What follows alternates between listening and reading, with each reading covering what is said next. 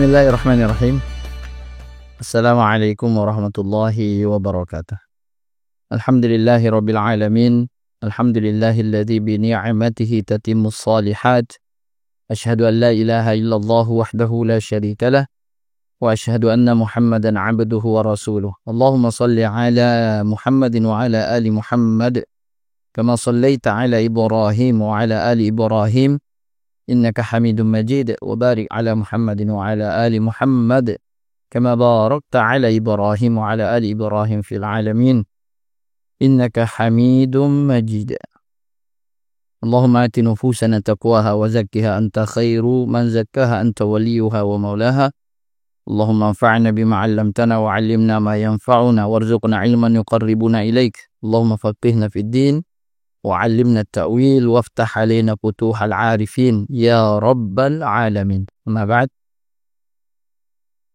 Jamaah Al-Haramain Wisata, teman-teman semuanya yang dimuliakan Allah Subhanahu wa taala.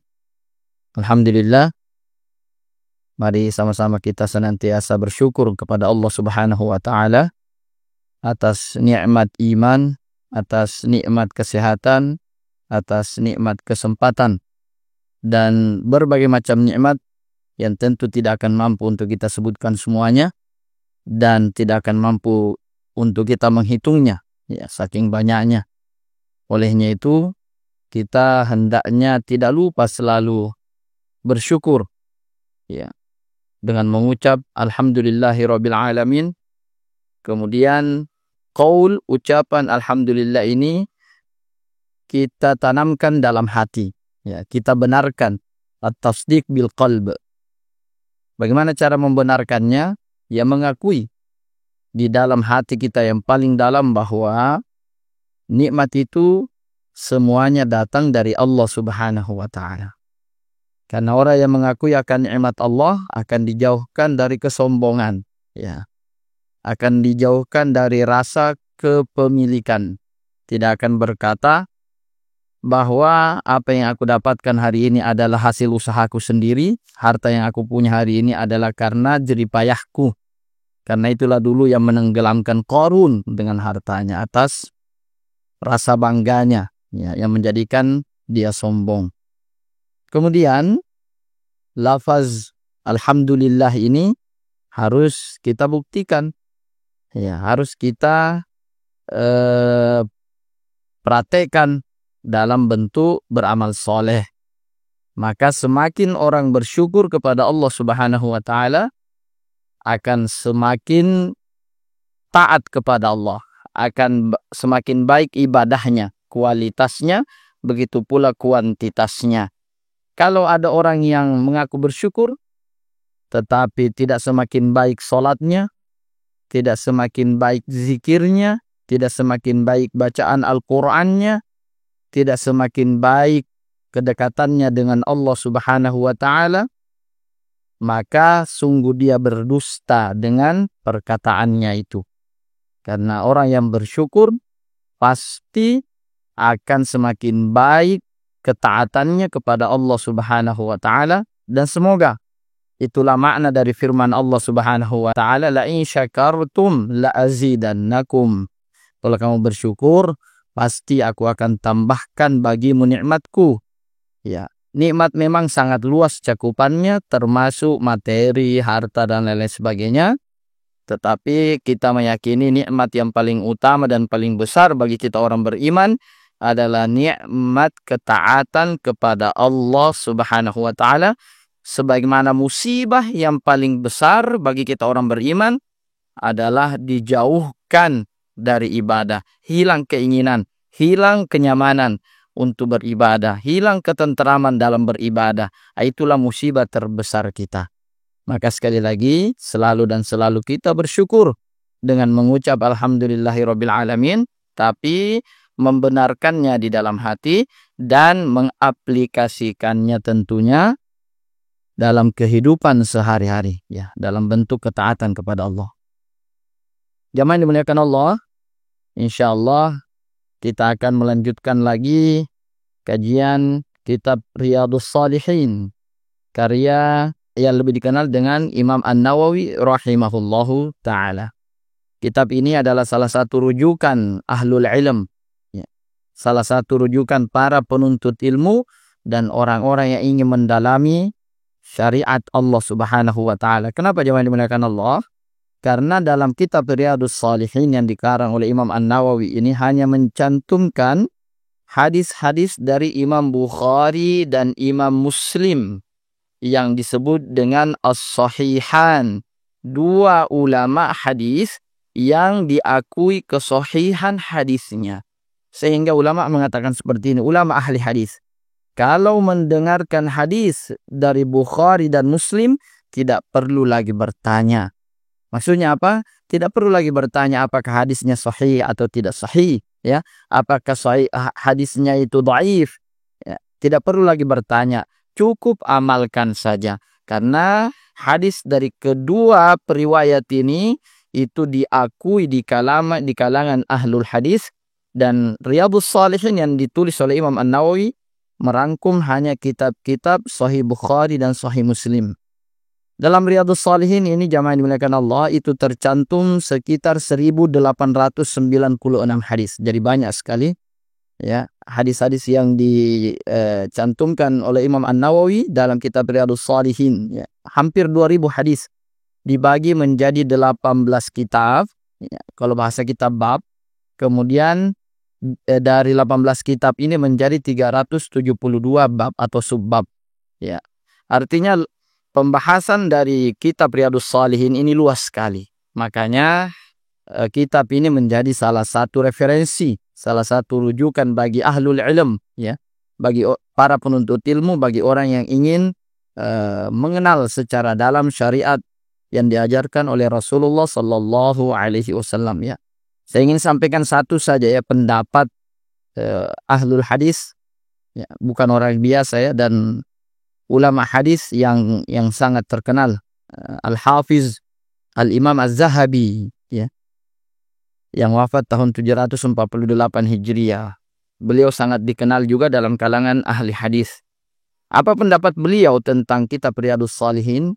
Beliau mengatakan, "Nas'alullaha ilman nafi'a." Kata beliau, kita senantiasa memohon kepada Allah ilmu yang bermanfaat. Lalu beliau bertanya, "Tadri mal ilmu nafi'a?" Apakah kamu tahu apa yang dimaksud dengan ilmu yang bermanfaat? Huwa ma nazala bihil Qur'an wa fassarahu Rasul sallallahu alaihi wasallam qawlan wa fi'lan. Jadi yang dimaksud dengan ilmu yang bermanfaat, jamaah yang dimuliakan Allah, ini boleh dicatat ya, dan mudah-mudahan diperhatikan dengan baik. Sebenarnya apa yang dimaksud dengan ilmu yang bermanfaat? Kata Imam Az-Zahabi, ilmu yang bermanfaat itu ma nazala bihil Qur'an, yang turun dari Al-Qur'an. Artinya yang disampaikan oleh Al-Quran, wa fassarahu Rasul sallallahu alaihi wasallam qawlan wa fi'lan. Lalu ditafsirkan oleh Rasulullah sallallahu alaihi wasallam baik dengan perkataan maupun dengan perbuatan beliau. Apa maksudnya? Tafsirur Rasul sallallahu alaihi wasallam 'ala al-Quran huwa al-hadis aw sunnah. Jadi yang dimaksud penafsiran Nabi terhadap Al-Quran itu adalah hadis-hadis Rasulullah atau sunnah-sunnah Rasulullah sallallahu alaihi wasallam. Dan inilah yang dikenal dengan istilah tafsir bil ma'thur. Tafsir bil ma'thur di antara kitab tafsir yang pertama kali menggunakan metode ini atau tafsir bil ma'thur ini adalah tafsirul Qur'anil Azim, ya. Namanya tafsirul Qur'anil Azim. Karena dalam tafsir itu hanya berisikan tentang hadis-hadis Nabi Sallallahu Alaihi Wasallam yang menjadi penjelasan dari Al-Quran itu sendiri, dan inilah tafsir yang paling kuat, ya, yang paling bisa diterima. Kemudian apa kata Imam Az-Zahabi? Walam ya'ti nahyun anhu, dan tidak datang larangan dari Nabi Sallallahu Alaihi Wasallam tentang pengamalan atau perbuatan yang beliau sampaikan. Lalu Nabi bersabda, "Man raghiba an sunnati falaysa minni." Siapa yang menolak atau membenci sunnahku, ya, sunnah Nabi itu perkataannya, perbuatannya, penetapannya, dan tentu itu terangkum dalam hadis-hadis, ya. Itu yang kita kenal dengan hadis-hadis. Nanti hadis-hadis Nabi Shallallahu Alaihi Wasallam ada yang beliau sampaikan langsung, ya, ada yang lewat perbuatan beliau lalu disampaikan oleh para sahabat-sahabatnya yang menyaksikan Nabi melakukannya. Nah, itu semua yang dikategorikan dengan hadis. Faman raghiba an sunnati falaysa minni. Siapa yang membenci sunnahku, tidak senang dengan sunnahku, itu bukan dari golonganku. Jadi kalau hari ini jamaah yang dimuliakan Allah, masih ada orang yang mencela hadis-hadis Nabi Sallallahu Alaihi Wasallam, apalagi sampai tidak mau mengikutinya, itu bukan dari golongan Rasulullah Sallallahu Alaihi Wasallam. Kalau bukan golongan Nabi, maka dia golongan siapa? Sementara umat hari ini semua adalah umatnya Muhammad. Ya, kita semua hari ini adalah umatnya Rasulullah Sallallahu Alaihi Wasallam. Semenjak Rasulullah diutus sampai nanti hari kiamat, semua manusia yang ada di dalam kurun waktu itu dikategorikan sebagai ummatu Muhammadin, umatnya Rasulullah. Nah, jadi hati-hati ya. Jangan sampai satu mencela hadis-hadis Nabi SAW. Kalau tidak tahu lebih baik diam. Yang kedua, menolak ya atau meninggalkan secara sengaja ya sunnah-sunnah Rasulullah Sallallahu Alaihi Wasallam. Lalu kata Imam Az-Zahabi, fa'alaika ya akhi bitadabburi kitabillah wa biidmanin nadhari fi sahihain wa sunanin nasa'i wa riyadin nawawi. Ini inti yang mau kita sampaikan tentang kitab Riyadhus Shalihin ini. Jadi Imam Az-Zahabi itu mengakui hadis-hadis yang dicantumkan oleh Imam An-Nawawi dalam Riyadhus Shalihin. Kata beliau, kalau mau tahu tentang sunnah-sunnah Nabi, maka hendaklah kalian mentadaburi satu, kitab Allah Al-Quran. Yang kedua, As-Sahihain, hadis-hadis Bukhari Muslim. Yang ketiga, Sunanun Nasa'i, sunannya Imam An-Nasa'i. Ya, kitab hadis namanya Sunanun Nasa'i. Yang keempat, Riyadhun Nawawi. Ya, Riyadhun Nawawi maksud beliau ini adalah Riyadhus Shalihin yang ditulis oleh Imam An-Nawawi. Ya, semoga ini menjadi pencerahan kepada jamaah sekalian bagaimana kitab Riyadhus Shalihin ini adalah kitab yang sudah diakui di kalangan ahlul ilmi baik terdahulu begitu pula yang sekarang ya, terlebih-lebih lagi kita hari ini. Kalau ulama-ulama hadis dahulu saja mengakuinya, menjadikannya referensi dan menyuruh kita merujuk ke situ, terlebih lagi dengan ulama-ulama hari ini atau kita hari ini yang mempelajari hadis-hadis Nabi Sallallahu Alaihi Wasallam. Baik, kita akan langsung masuk jamaah yang dimuliakan Allah ke bab yang ke-8 dari kitab Riyadhus Shalihin, bab al-istiqamah. Al-istiqamah. Allah Subhanahu wa taala berfirman, "Fastaqim kama umirt," dan seterusnya ya dalam surah Hud ayat 12. Maka tetaplah engkau Muhammad di jalan yang benar ya sebagaimana telah diperintahkan kepadamu ya. Artinya Allah Subhanahu wa taala memerintahkan Rasulullah Sallallahu Alaihi Wasallam agar tetap berada di jalan yang benar sesuai yang Allah perintahkan. Nah, itu di antara makna istiqamah. Orang yang beristiqamah, orang yang berada di jalan Allah sampai akhir hayatnya. Mari kita lihat firman Allah yang lain ya, dan ini tercantum dalam kitab Riyadhus Shalihin.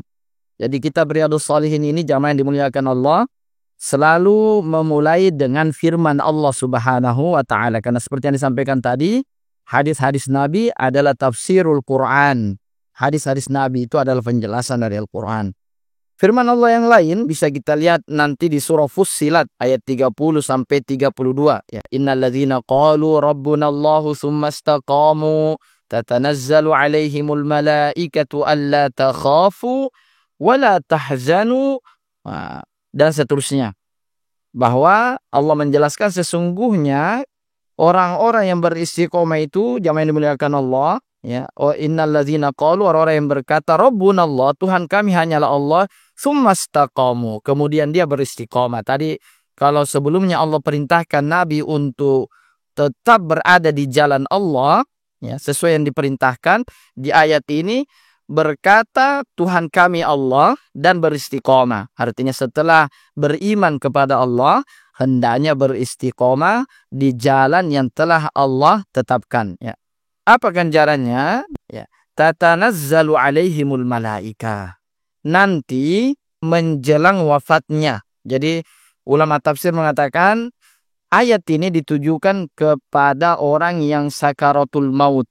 Jadi ada nanti golongan ketika sakaratul maut, tatanazzalu alaihimul malaika, akan turun kepadanya malaikat lalu berkata alla takhafu wa la tahzanu.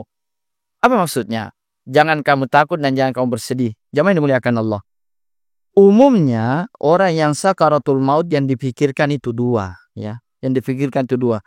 Yang pertama adalah ya, bagaimana keadaan keluarga yang dia tinggalkan. Kalau dia masih punya istri, kalau dia masih punya anak, atau bahkan mungkin dia punya usaha, dia punya sekolah yang sementara dikelola. Semua pemikiran tentang itu akan hadir di kepalanya di saat menjelang kematiannya. Itulah kenapa Nabi Shallallahu Alaihi Wasallam mengatakan, "Laqinu mautakum la ilaha illallah." Selalu ingatkan, talqinkan, ulang-ulangkan kepada orang yang akan meninggal di antara kalian kalimat la ilaha illallah. Karena orang yang akan meninggal, yang memuliakan Allah, orang yang sakaratul maut, yang biasa mendampingi mungkin keluarganya yang sekarat, pasti melihat ini, itu berkecamuk pikiran di kepalanya. Syaitan ikut menggodanya dengan mengingatkannya berbagai hal tentang urusan dunianya termasuk keluarganya. Maka nanti orang-orang yang beristiqomah di jalan Allah, tatanazzalu alaihimul malaikat, turun malaikat untuk berkata kepadanya, Allah takhafu. Jangan kamu lagi takut dengan keluarga yang kamu tinggalkan. Wala tahzanu, dan jangan kamu bersedih. Ya, jangan takut akan hal-hal yang terjadi kepadanya karena Allah pasti menjaganya, dan jangan juga kamu bersedih karena akan kembali kepada Allah Subhanahu wa taala karena kamu dijamin tempatmu setelah kematianmu, ya. Ya, makanya malaikat mengatakan wa absyiru bil jannah, bergembiralah kamu dengan surga yang Allah telah janjikan, bil jannati allati kuntum tu'adun. Ini dua ayat berkenaan dengan istiqomah, ganjaran bagi orang-orang yang beristiqomah di jalan Allah Subhanahu wa ta'ala. Nah, kita akan lihat nanti kemudian jamaah yang dimuliakan Allah, hadis-hadis Nabi Sallallahu Alaihi Wasallam yang menjelaskan tentang istiqomah ini. Jadi secara umum istiqomah adalah orang yang tetap berada di jalan Allah, tidak bergeser dari jalan Allah sampai nanti dia mati, menjaga keislamannya dan menjaga ketaatannya kepada Allah Subhanahu wa ta'ala. Dan ini menjadi ujian yang sangat berat sebenarnya, ya, bagi kebanyakan kita, ya. Bukan hanya orang-orang awam, ya, bahkan juga terjadi di kalangan ahlul ilm, di kalangan para asatidzah, bahkan mungkin mohon maaf para kiai dan para ulama, tidak sedikit, ya, godaan-godaan itu datang kepada mereka, ya. Jangan bicara tentang orang awam, ya, termasuk beberapa ahlul ilm bergeser dari jalan ini, ya. Mohon maaf bahkan ada yang sampai murtad, ya, meninggalkan agamanya. Nah, itu tanda bahwa keistiqomahan ini berat. Kalau mau dihubungkan dengan jamaah-jamaah kita, terutama di El Haramain wisata yang berumroh dan berhaji, ini lebih besar lagi godaannya.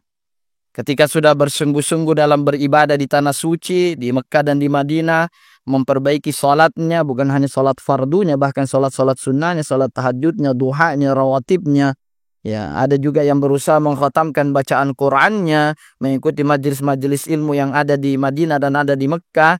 Nah, mempertahankan itu ketika kembali ke tanah air. Nah, itu yang berat, disitulah ujiannya. Dan itu makna dari istiqomah. Ya, orang yang beristiqomah adalah orang yang tetap mempertahankan kebaikan-kebaikan yang dia lakukan sejak awal sampai akhir hayatnya. Tidak sedikit ulama kita yang punya ibadah-ibadah khusus yang dia konsisten istiqomah mempertahankan ibadah itu sampai di akhir hayatnya. Ada yang dengan sholat-sholat sunnahnya, ada yang dengan puasa-puasa sunnahnya, ada yang dengan zikir-zikir dan wirid-wiridnya dan lain-lain sebagainya. Nah, mereka inilah nanti yang dijanjikan oleh Allah Subhanahu wa taala dalam Al-Qur'an tadi ya, yang turun malaikat kepadanya menghiburnya lalu mengatakan, jangan kamu takut dengan apa yang kamu hadapi setelah kematianmu, karena Allah menjanjikan bagimu surga, dan jangan pernah kamu bersedih dengan keluarga yang kamu tinggalkan, karena Allah yang akan menjaga mereka. Baik, kita akan masuk ke hadis yang pertama dalam bab istiqomah. Ini di dalam bab istiqomah hanya dua hadis yang disebutkan oleh Imam An-Nawawi. Hadis yang pertama dari Abu Amr, ya. Ada yang mengatakan namanya Abu Amrah, yaitu Sufyan ibnu Abdillah radhiyallahu an. Beliau berkata, qultu, yang berkata ini adalah Abu Amr, ya. Qultu ya Rasulullah, qul li fil islami qawlan la as'alu anhu ahadan ghairak. Kata Abu Amr, ya Rasulullah, sampaikan kepadaku, katakan kepadaku di dalam ajaran agama Islam satu perkataan saja, ya, satu perkataan. Jadi beliau meminta nasihat dari Nabi Sallallahu Alaihi Wasallam hanya satu ucapan, satu perkataan yang kata beliau, hal ini tidak perlu lagi aku tanyakan selain kepada engkau ya Rasulullah. Ya, artinya cukup aku bertanya kepadamu ya Rasulullah. Apa kata Nabi Sallallahu Alaihi Wasallam? Qul amantu billah. Cukup kamu katakan, wahai Abu Amr, aku beriman kepada Allah. Simple ya. Ringan sekali kelihatannya. Jadi tidak disuruh sholat, tidak diceritakan tentang puasa, tidak diceritakan tentang berinfak dan bersedekah dan lain-lain sebagainya, akhlak dan lain-lain sebagainya. Nabi hanya mengatakan, qul amantu billah. Katakan, wahai Abu Amr, aku beriman kepada Allah Subhanahu wa taala, tsumastaqim. Lalu setelah itu beristiqomalah. Ya, yang dimuliakan Allah. Ini kelihatannya ringan ya. Hanya diperintahkan untuk beriman.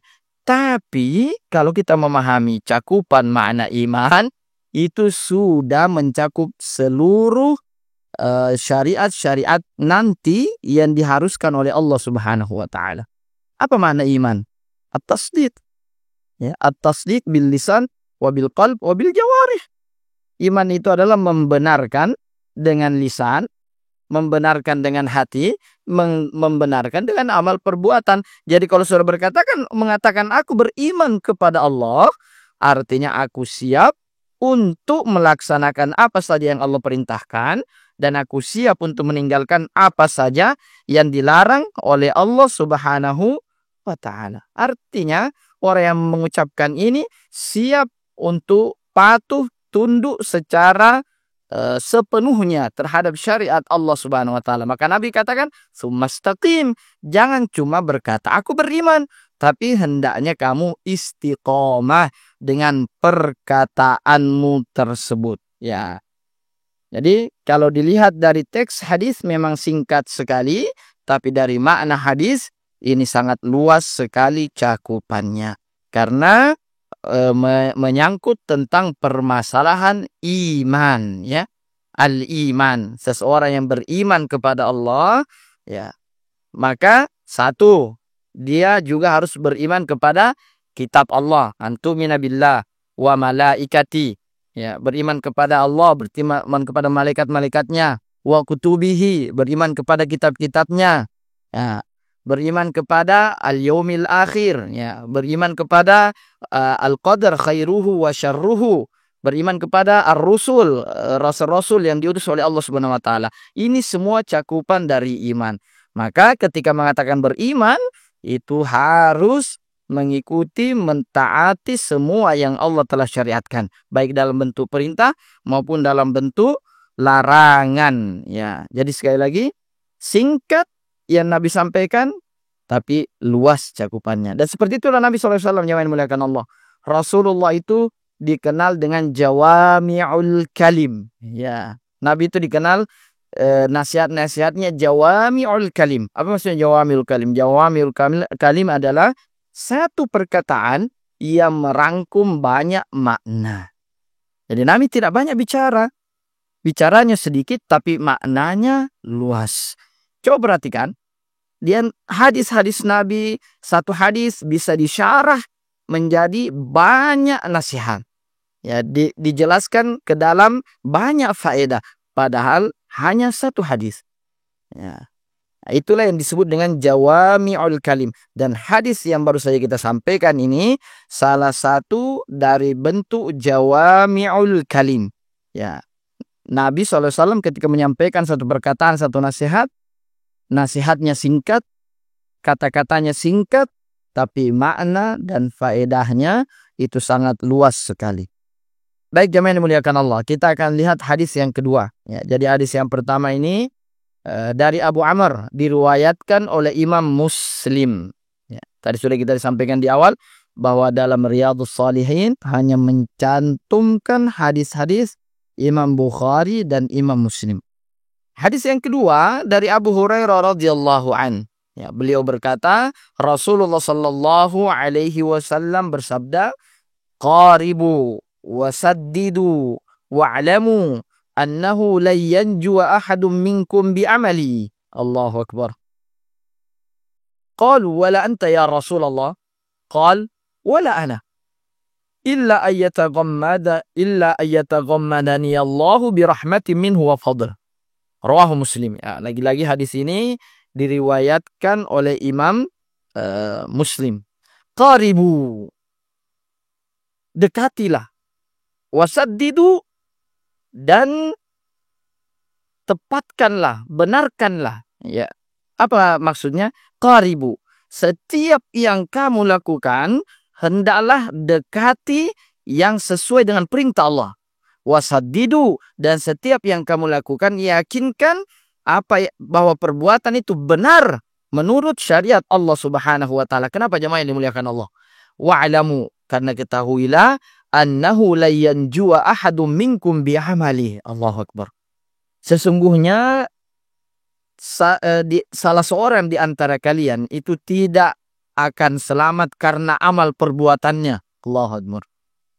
Jadi bukan kita ini selamat nanti di akhirat, itu bukan semata-mata karena amal kita. Maka kata Rasulullah SAW, maka hendaklah berhati-hati dalam beramal. Nah, ini makna pertamanya. Hendaklah berhati-hati dalam beramal. Tidak boleh asal beramal.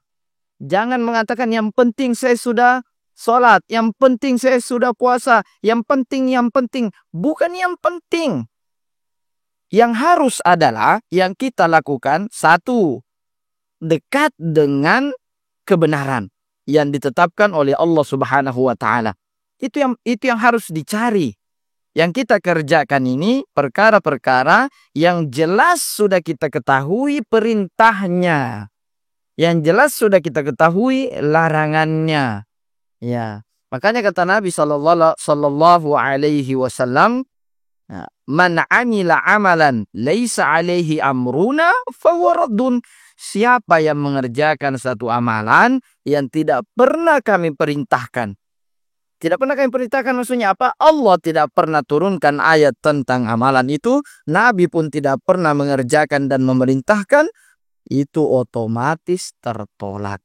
Jadi nanti akan banyak orang di hadapan Allah yang merasa sudah beramal tapi tidak selamat dari siksanya Allah Subhanahu wa taala. Ini makna pertama. Ini makna pertama dari hadis ini, bahwa berhati-hatilah karena salah seorang di antara kalian. Nabi mengatakan apa? Ahadum minkum, salah seorang di antara kalian, bukan semuanya. Ya, artinya ada beberapa orang di antara kita nanti yang merasa banyak beramal tapi ternyata di hadapan Allah Subhanahu wa taala tidak selamat. Kenapa? Itu tadi, tidak memastikan amalannya sesuai dengan ajaran Al-Quran, sesuai dengan perintah Rasulullah SAW. Inilah pentingnya jamaah yang dimuliakan Allah untuk berilmu. Ya, maka Allah katakan apa? Wa'alamu annahu la ilaha illallah. Ilmuilah, pelajarilah bahwa tidak ada Tuhan selain Allah Subhanahu wa ta'ala. Ya, tidak boleh asal-asal hanya berucap la ilaha illallah. Tidak boleh asal-asalan hanya beramal, mengajarkan hal-hal yang tidak pernah diajarkan Nabi sallallahu alaihi wasallam, mengerjakan sesuatu yang tidak pernah diperintahkan Nabi sallallahu alaihi wasallam beserta para sahabat-sahabatnya. Karena jangan sampai kita termasuk golongan yang disebut dalam hadis ini nanti di hadapan Allah ya merasa melakukan banyak amalan tapi tidak menyelamatkannya dari azab Allah Subhanahu wa taala. Bahkan untuk memastikan itu sahabat bahkan bertanya, qalu wala anta ya Rasulullah? Tidak juga dengan engkau ya Rasulullah? Qal, Nabi bersabda, wala ana, tidak pula denganku. Illa ayyataghammadani Allahu birahmatin minhu wa fadl. Bahkan Nabi sendiri pun, jamaah yang dimuliakan Allah, tidak selamat dari hal ini ya. Pentingnya kita berhati-hati ya. Kalau Nabi saja bisa tidak selamat, apalagi kita ya. Kalau Nabi saja bisa tidak selamat, apalagi kita yang hanya manusia biasa, bukan manusia pilihan seperti Rasulullah SAW. Makna yang kedua, ya hadis ini ingin menyampaikan bahwa dalam beramal itu hendaklah kita selalu mengharapkan rahmat Allah. Jangan sombong dengan amalan. Ya, walaupun benar ya, walaupun benar. Jangan terlalu yakin ya bahwa kalau saya begini pasti saya selamat. Kalau saya begini saya pasti tidak akan disiksa. Yang menentukan itu adalah Allah Subhanahu wa taala. Hal-hal seperti itu, perkataan-perkataan seperti itu mudah sekali untuk menggeser niat-niat baik seseorang, menggelincirkannya di dalam kesombongan. Makanya salah satu bab dalam kesombongan adalah at-takabbur ala ahlil ilm. Sombongnya ahlul ilm, orang yang punya ilmu. Ya, yang bisa sombong bukan hanya orang yang punya harta, bukan hanya orang yang punya jabatan, bukan hanya orang yang punya nasab, bahkan orang yang berilmu pun itu rawan untuk berlaku sombong.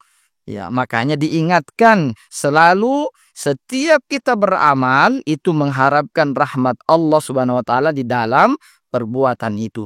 Karena kita yakin bahwa yang menyelamatkan nanti kita di akhirat adalah rahmat Allah Subhanahu wa taala. Sebab jemaah yang dimuliakan Allah, kalau mau dibandingkan antara perbuatan kita dengan dosa kita, jauh sekali. Jauh sekali. Antara nikmat yang Allah berikan dengan amalan yang kita kerjakan, jauh sekali. Ya, nikmat panca indera yang menempel saja, yang melekat di diri kita, ya, setiap hari, itu susah kita bayar dengan amal. Lalu bagaimana kita mau menyombongkan amal-amal soleh? Jadi sekali lagi, makna kedua, kita harus selalu yakin bahwa nanti yang menyelamatkan kita semata-mata bukan hanya amal soleh, tapi rahmat Allah. Kalau orang yang beramal saja tidak bisa selamat kecuali dengan rahmat Allah, bagaimana yang tidak beramal? Nah, seperti itu logikanya. Jadi ini ingin menguatkan supaya kita tidak berbuat sombong, tidak berlaku sombong seperti orang-orang terdahulu.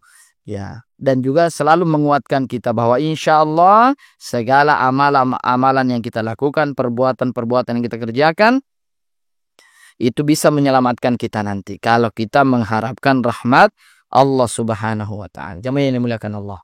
Dua hadis ini mudah-mudahan bisa menambah motivasi kita di dalam beramal saleh. Ya, bahwa iman tidak cukup hanya diucapkan, tapi iman harus dibuktikan dalam bentuk keistiqomahan dalam beramal. Ya, istiqomah dalam beramal, terutama dalam amalan-amalan fardu, amalan-amalan wajib. Ini harus sekali kita pertahankan sampai akhir hayat. Istiqomah artinya kita pertahankan untuk terus melakukannya sampai akhir hayat kita. Nanti ditambah lagi dengan amalan-amalan sunnah. Tidak cukup hanya dengan perkara-perkara yang wajib saja, ya. Karena nanti di yaumul hisab yang menyelamatkan kita itu adalah amal-amalan sunnah yang kita kerjakan. Amal-amalan wajib kita yang tidak sempurna nanti ditambal, dicukupkan dengan amalan-amalan sunnah seperti yang disebutkan oleh Nabi SAW dalam hadis yang panjang, nanti sambungan dari awwalu ma yuhasabu bihil abdu as-salah. Itu awalnya Kemudian nanti Nabi menceritakan setiap orang akan datang dengan amalannya, lalu Allah perintahkan, lihat amalan si fulan seperti apa. Nah, kalau masih kurang sempurna, lihat amalan sunnahnya, maka tutupi.